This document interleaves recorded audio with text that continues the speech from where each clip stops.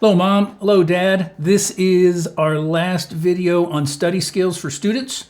I hope that it has helped them. It may have helped you. I hope it did. I've learned a lot from this myself. And today we're going to talk about cramming, which is a false friend. And when I say false friend, what that means is somebody who's going to betray you. And cramming has betrayed me. I didn't learn what I could have. And it's definitely going to betray your student if they rely on that to get through school. So let's look at the ways that cramming does betray us. And I'm going to tell a story. I'm going to put the time code down at the bottom if you want to skip forward. The basic point I'm going to make is you don't learn as much as you think you do. And if you're fine with that, you can just skip ahead. But if not, this was the story. I was a junior in college and I was very good at getting good grades. But what I was doing is I was cramming. And I remember for this one test, this is when it hit me that this was not a good idea. I'm walking to class, I'm studying, got my notes with me, right? And I'm just studying. I'm really in the zone. Walk into class, don't say hi to anybody, sit down, get in my chair, just got my notes, cramming.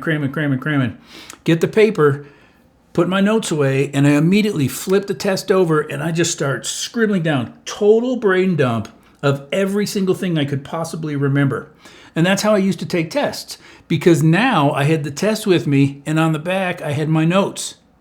So I went through, took the test, and I was like, man, I aced this. This is going to be awesome. And I felt awesome. Turned in my test, and I decided to celebrate. I was going to go down to the student union and get a little cinnamon roll. And so it's only 20 minutes since I took the test, get my cinnamon roll. I'm sitting down and I start reviewing the test in my head.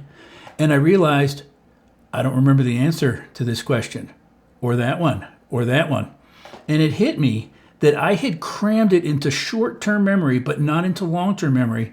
And in essence, I did not learn a thing, but I got an A in the class.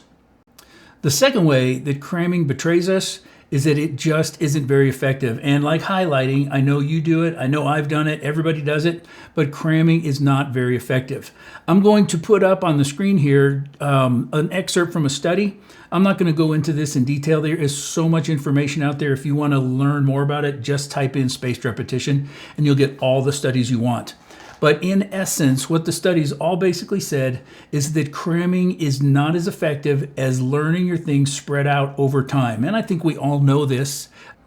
So let's take a minute and look at how you would use spaced repetition in its simplest form. And all you need is Google Sheets, Excel, any type of spreadsheet.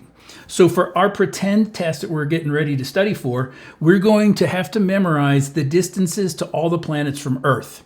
So you go through your book and you'd write those all down. And in this case, we'd put them in a spreadsheet.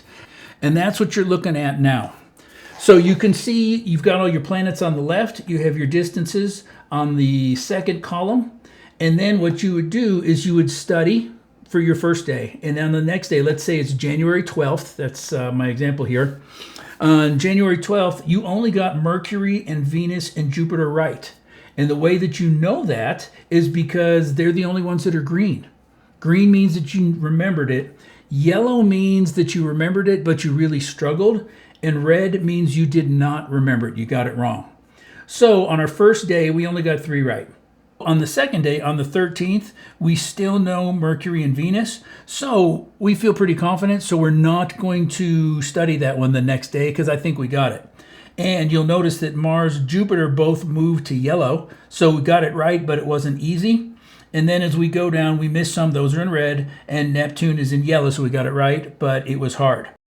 I think you're probably getting the hang of this. Let's move all the way over to column 8. That's the one with only 2 green boxes. One for Uranus and one for Pluto. At this point, we are pretty confident we're getting all of them right, and that's why we're not studying those ones on the top. But we've been having trouble with Uranus and Pluto, but we finally got them. So from this point forward, we're solid on everything except Saturn, Neptune, and Pluto. And so you just study those, and then when you do your final review, that's the very right column, we go through, we got everything except Uranus. That's still a problem for us, and so we got it right, but we didn't get it quickly. So that's what we would study and make sure we have that, and then you take the test the next day. So basically that's spaced repetition. Everything that you have to study gets either green for I know it, yellow for I kind of got it, but I'm not confident, and red means I don't have it right. Now, there's also software. It's called Anki, A-N-K-I, and it's an app.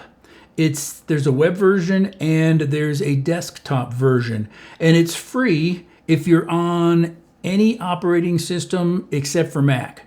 So if you're on iOS, you have to pay, but it's only one fee and it's not super expensive. So your student can do Google Sheets, they can do Anki if they want that, whatever works for them. Let's take a second and let's review what we've covered in these last three. First day, we talked about what doesn't work, highlighting, rereading, studying your notes, because it was passive. And so we're putting it in, but we're not practicing taking it out. In the second video, we did active recall, and that's where we're trying to pull it out. That's the practice. So you read it, try and pull it out, read it, try and pull it out. We talked about this. And then you will notice that spaced repetition is just another version of active recall, except now we're spacing them out to make sure that as we have time going between it, that we're not losing the information we have. So if you do spaced repetition and active recall together, your student or you yourself, if you're studying for something, you're going to do much, much better, most likely, and it will be less work. Well, I really hope that this has been helpful. The next video, we're going back to parenting, and we're going to pivot, though. We're still going to stay with a bit of an educational theme. I want to talk about how important it is for dad to at least have his thumb on what's going on, to just be somewhat involved. And I want to talk about how important that is. So it's going to be a father's type message, and we'll see you next week.